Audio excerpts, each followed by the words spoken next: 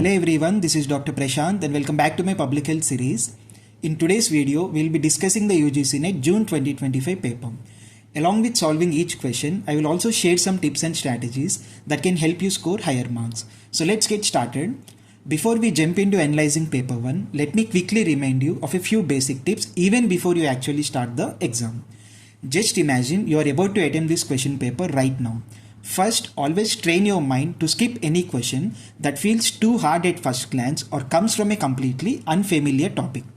Don't waste time reading the same question again and again or guessing randomly in your first attempt. This is one of the most important techniques.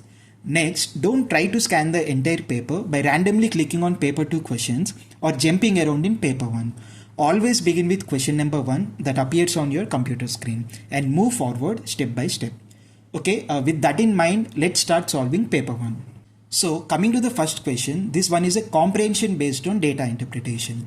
As we all know, DI usually carries 5 questions, right? Now, as I mentioned earlier, if you are comfortable with basic data interpretation, you should definitely attempt this section. But if you feel unsure, it's better to simply skip these 5 questions at once and continue from the next section, starting again with question number 1. So generally, DI can be of two types. First is easy to moderate DI. These are straightforward ones which include basic maths and usually 2 variable tables or simple columns. Next is tough DI, that is where you can see tougher DI questions which make it tricky. They add more variables, more columns and slightly twisted calculations. So these are designed in such a way that even students who are good at basic maths might struggle here. So the golden rule is attempt DI if you can comfortably solve at least the basic type of questions. If you know that numericals are not your strength, it's smarter to move directly to theory questions instead of wasting time here. So now let's quickly solve these 5 questions. So this table is a 2 variable table where we can see student names and marks scored in subjects S1 to S6. In the first question, they are asking us to calculate the overall percentage of marks scored by student A in all subjects together. So which is a straightforward question. Average is nothing but adding all the marks scored in each subject and dividing by the total marks of all subjects. So if you do this, the answer should be something like 58%. So the correct option is option 4. Now coming to the second question, they are asking the marks scored by student B and C together in subject S1 is dash % more than the marks scored by student A and student D together in the same subject. So let's split this. First, marks scored by B and C together are 120 plus 128, that is 248. Marks scored by A and D is 76 plus 84, that is 160. So let's frame the equation. 248 is equal to how much % more than 160? Let's say X %. So the equation becomes 248 is equal to 160 plus 160x by 100. So if you solve the x value, it should come around 55%. So the correct option is option 1. Now coming to the third question, they are asking the average marks scored in subject S5 by all the students together. Average is nothing but sum of marks obtained by all students in subject S5 divided by the total number of students. Total number of students in this case is 6. So the denominator is fixed and the numerator should be the sum of marks obtained. So if you calculate this, the answer is 146. So the correct option is option 3. Now coming to fourth question, they are asking if for getting first division, a student needs to score a minimum of 60% marks in aggregate. So how many students are getting first division? For this, we need to calculate the aggregate percentage of each student from A to F. The total marks for all subjects together is 1000. So the denominator is fixed. In the numerator, we just need to add all the marks scored by that student in all subjects. We have already calculated the aggregate percentage for student A, that is 58% in our question number 1. In the same way, if you calculate for all, you can see that student A and student F have aggregate less than 60%. So the correct answer should be 4 students, that is option 4. Now coming to the fifth question, which is the last question in DI. They are asking the ratio of total marks scored by student B to the total marks scored by student D, which is again a straightforward question. So total marks scored by student B is equal to 120 plus 100, and if you calculate all other subjects, the total should be something 648. Total marks scored by student D starting from 84, 130 till 168, the total should be 666. So the ratio of B is to D should be something 648 is to 666, and if you simplify that, the answer should be 36 is to 37. So with this, we are done with data interpretation. So this comes under easy to moderate DI, and personally I feel it was easy. You can definitely score 5 out of 5 if you solve them step by step in the exam. And now coming to question number 6, which among the following is not a communication technology? Very easy question. The correct answer is newsreader. Now coming to question number 7, what among the following are the essential requirements of film script writing? Which is a common sense question. Here the key point is that shooting is not a part of script writing, right? So any option that includes shooting is wrong. So option 2, 3 and 4 all have A. So they are incorrect. So the only correct option is option 1. So just notice how we didn't check other options by just eliminating the options. Now coming to question number 8, which of the following components of electromagnetic radiation reach Earth as a part of solar radiation? Which is also again a easy question. It includes UV radiation, visible rays and IR. So the correct option should be option 2. Now coming to question number 9, what is the historical research method? So it is also easy. Historical research method is nothing but we go into the past and collect facts from different periods of time. For example, like studying old records, documents or events to understand the present or future. So the correct option is option 3. That is collecting facts by going in the past in different periods. Now coming to question number 10, which of the following is true regarding extrinsic motivation? So what is extrinsic motivation? It simply means motivation that comes from outside rewards or pressures. For example, studying to get good marks, or if you're doing job for money. So all these things comes from the outside rewards or pressures and not from the activity itself. So the focus is on the external outcome and not the internal enjoyment. So the correct option is option A, that is based on factors not related to the activity itself.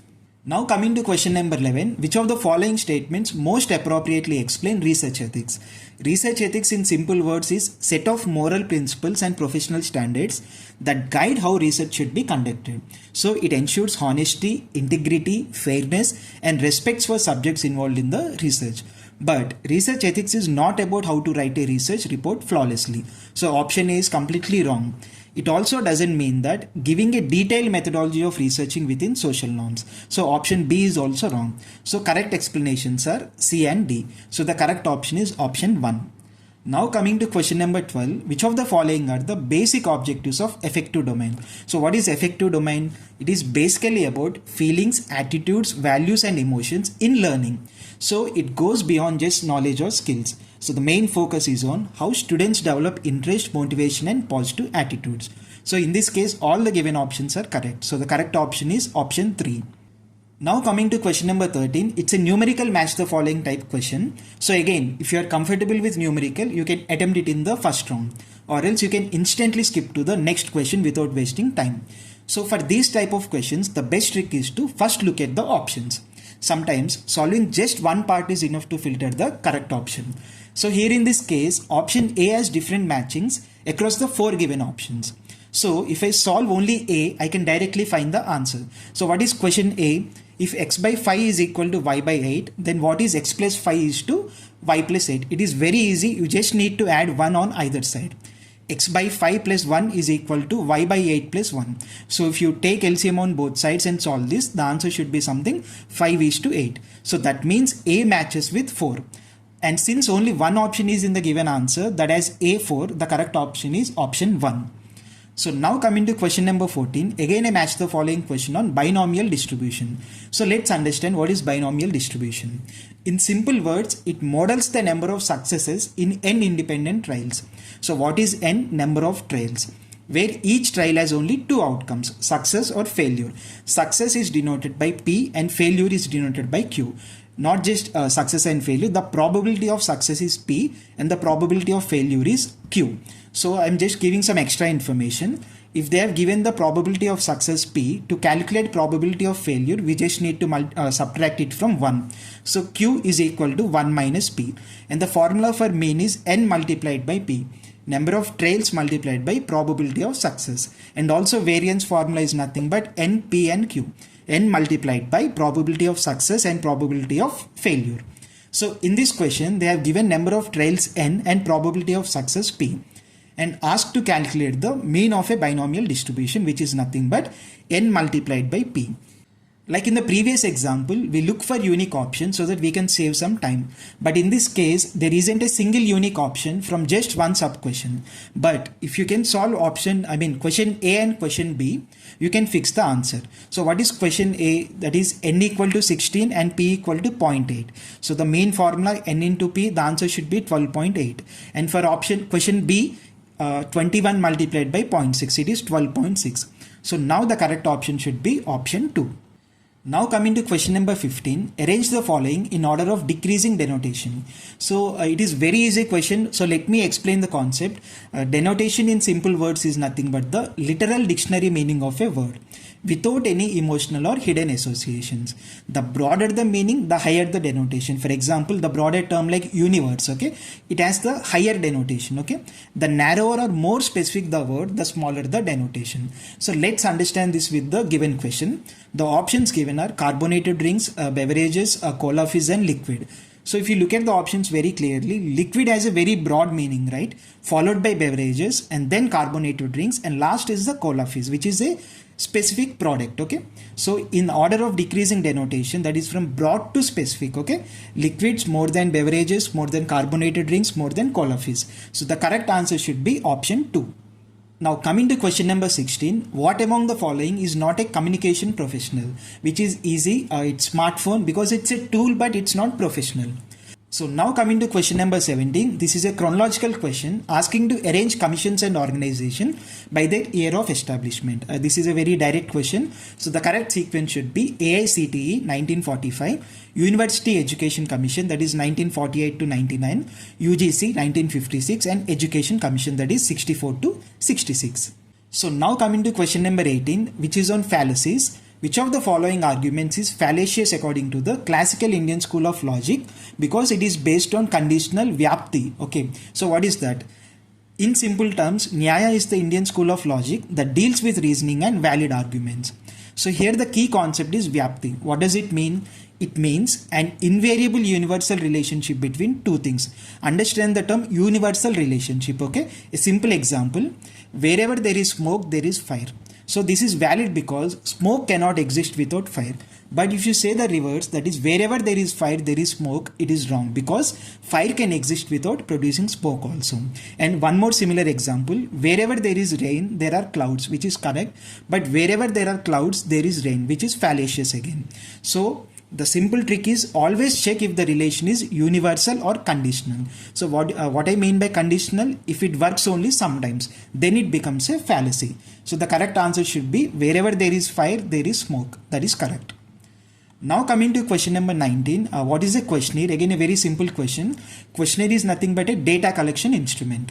And now coming to question number 20, which of the following are body waves generated during an earthquake? So we all know that there are two types of waves, right, during an earthquake. One is body waves and second is surface waves. So body waves include primary and secondary waves. So they are called P waves and S waves.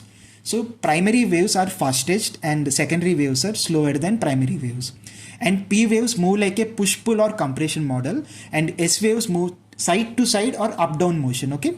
So now this is very important because surface waves cause more destruction than the body waves. Always keep that in mind because they might ask it in next exam also. So the correct answer should be P and S. So that is option 1.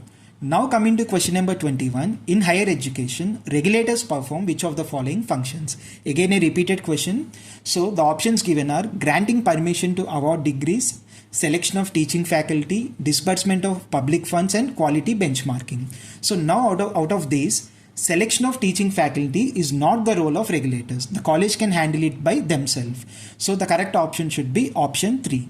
So now coming to question number 22, which of the following is logically equivalent to the statement, some felines are not lions? So I will share a very simple exam tip. Whenever you see these type of questions, try to convert them in terms of A and B. For example, felines can be coded as A and lions can be coded as B. So the given statement, some felines are not lions, will become some A are not B. So the equivalent form should be something like some non-B are A. Also, you can call it as some non-B are not non-A. Both are same, not non-A and A are same, okay? So the correct option should be option 2.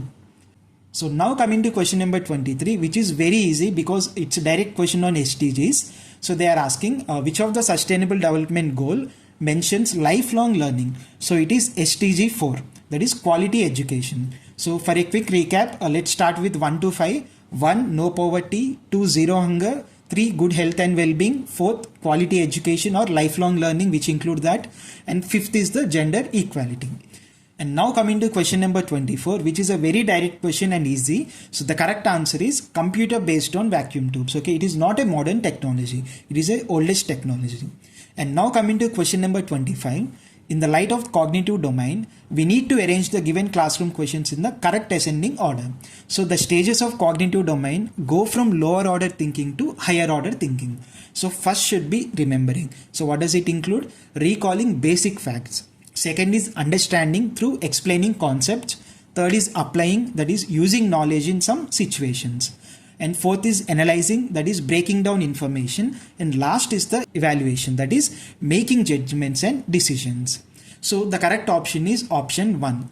And now coming to question number 26, this is a match the following question on years, again a chronology question. So it's very easy, you can check the order starting from Convention on Biodiversity 1992.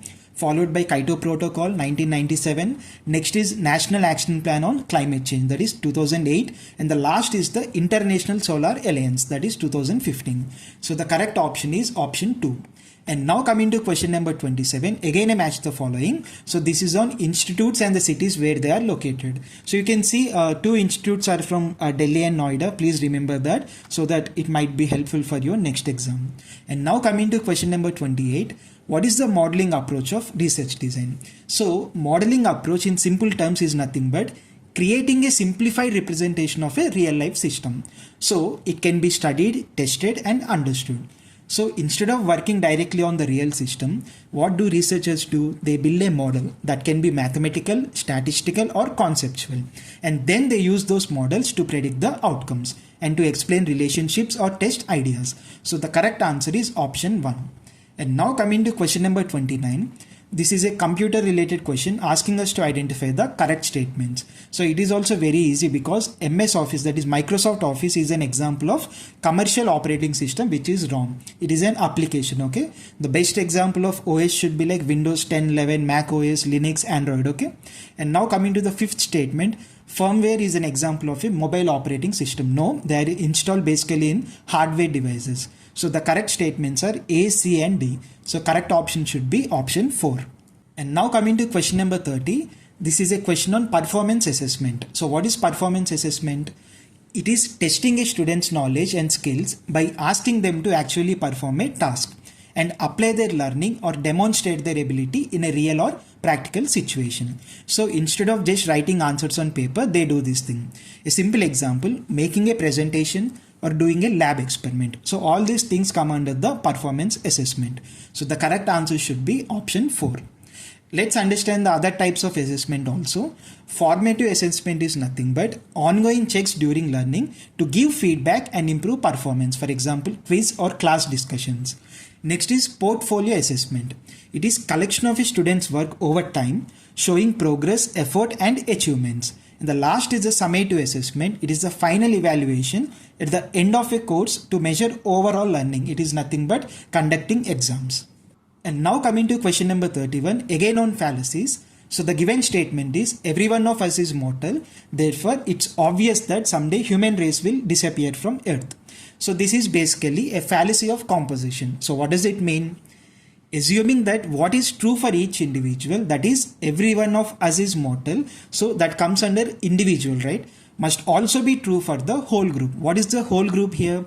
Human race. So just because each person dies, it doesn't automatically mean that human race will also disappear. So this comes under fallacy of composition. So now let's quickly look at the other types of fallacies also. Fallacy of accident is nothing but applying a general rule to a special case where it doesn't fit. A simple example, knives in general are useful, but it's fine for children to play with them is wrong because generally they are useful, but in this special case they are not. Next is strawman fallacy. It is very easy. Misrepresenting someone's argument to make it easier to attack. A simple example, person A says we should eat healthy, which is a different positive statement, right? B replies, so you want us to never enjoy food again. So this is something trying to misrepresent the person A's argument so that they can easily attack on person A. So these things come under strawman fallacy. Last is fallacy of division, which is also very easy. Assuming what is true for a whole must be true for each part. A simple example, if the team is best, so every player must be best. No.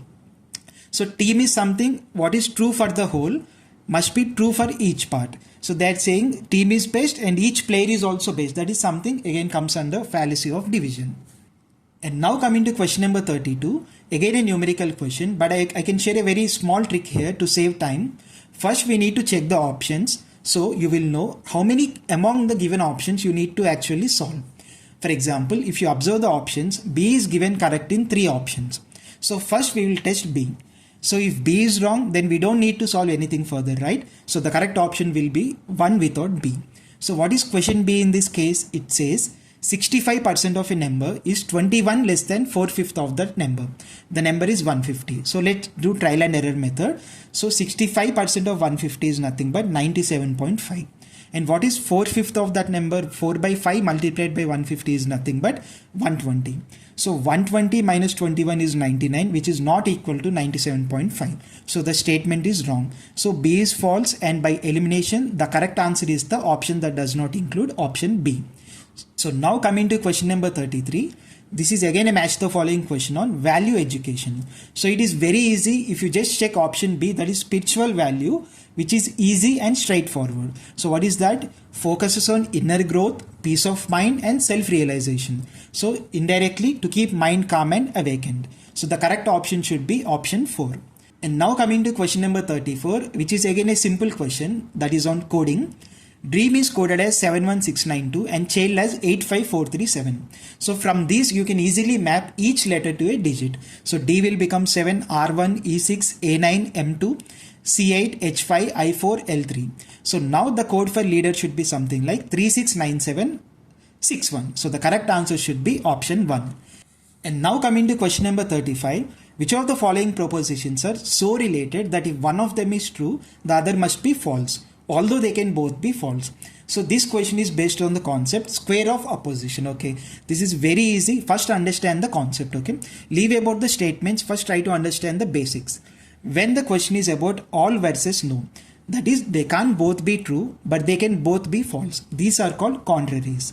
Next is all versus some not, or no versus some. So these are exactly opposite, right? One true, the other false. These are called contradictories. And the next one is some versus some not.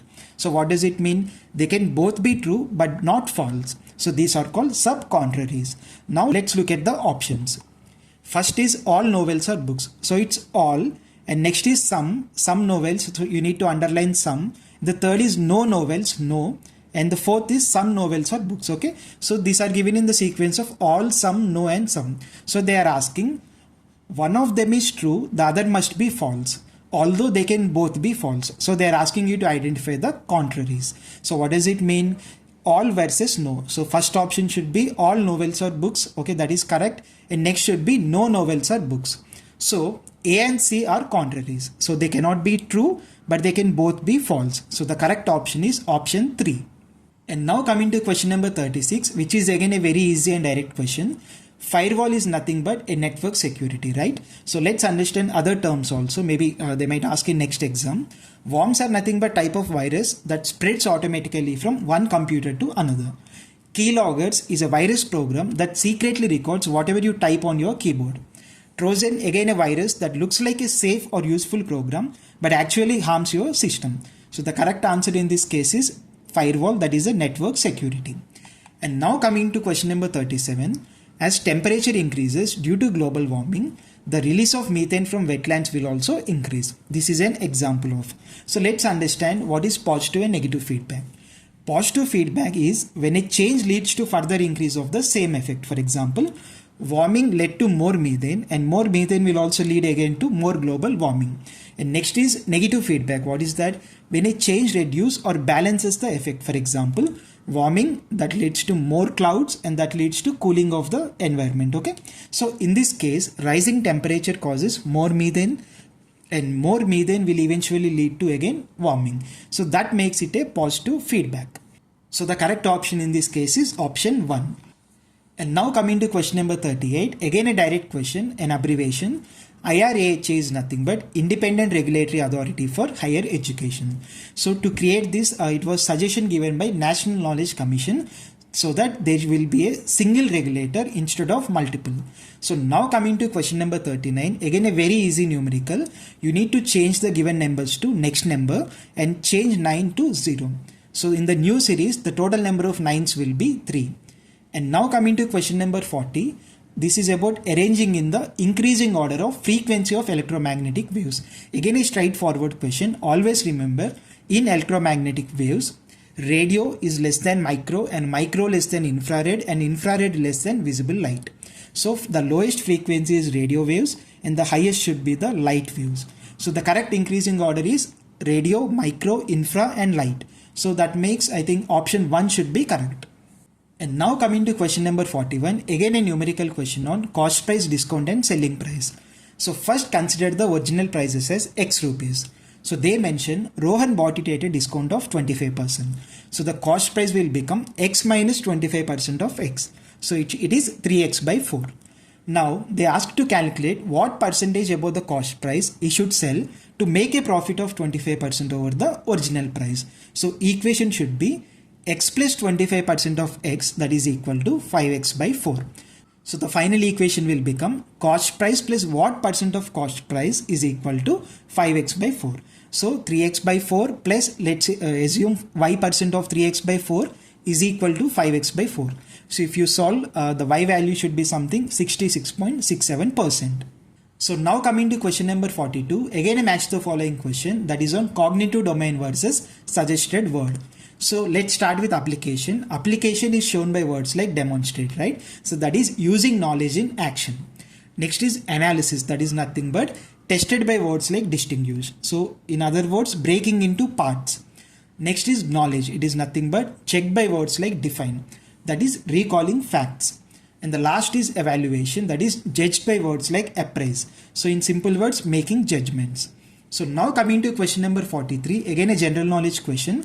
Chronological question on the release of films from earliest to latest. So these are the films given and we all remember, right? Raja Harishchandra, that is the oldest film, first full-length Indian feature film, okay? So if you know at least the extreme, I think it's very easy to answer this question. So now coming to question number 44, again I match the following question on health related terms. So first start with toxicology. It is nothing but study of harmful effects of chemicals on living beings. What is exposure assessment? Finding out how much of a harmful agent people are exposed to. And what is risk assessment? Estimating the chance of harm from a hazard or risk factor. Risk management is nothing but taking steps to reduce or control the risk. So the correct option matching should be option 1. And now coming to question number 45, again a simple match the following question on scientists versus their inventions. It is very easy, please go through it. And now from question number 46 to 50, these are comprehension based questions. So they are very easy and if you can read the passage carefully, you can definitely get 5 out of 5. So with this we have finished paper 1. So now let's quickly look at the weightage of questions asked in this paper. So we will break it down into numericals, factual questions, match the following, reasoning and theory, so that you can clearly see the distribution and plan better for the next exam. So first we will talk about the numericals. It is around 20% of the paper. So they include around 10 questions including DI, ratios, binomial mean calculation, percentage questions, digit series question and profit loss question. And now coming to the next part, that is direct or memory based questions. It comes to around 28% of the paper.